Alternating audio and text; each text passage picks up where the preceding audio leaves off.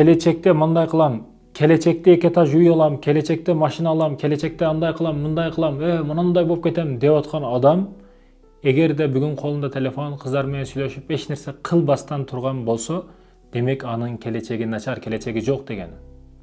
Ал эми кимде ким өтмүшүн мактай берсе, өтмүшүн айтып мактана берсе, мен өтмүштө мындай болгом, мындай болгом, мен машина ушинтип жүргөнмүн, мындай күндөрүм болгон, мынанча адам менен жүрүп койдум, мынанча ишти кылып койдум дей берсе, демек анын азыркы учуру жакшы эмес.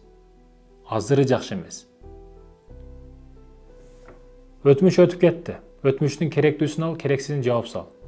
Келечек келе элек. Келечек эмки Рамазанга биз жетебиз, жетпейбиз билбейбиз.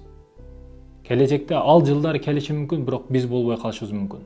Келечек тумандын ичинде турат. Көрө албайбыз. Аны көрө турган снайпер көзүбүз жок.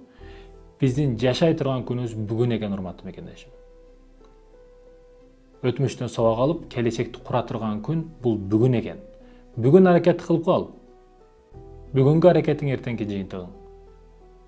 Бүгүн келечекти ойлоп, келечекте мындай иш кылам, мындай иш кылам, болуп кетем аны көрөсүң дей берсең, бирок өзүң бүгүн аракет кылбасаң, бүгүндүн ылайка суу акырын барып жыйынтыкка айланат. Анда эч нерсеге жетпей каласың. Бүгүн менен жаша, бүгүн аракет кыл.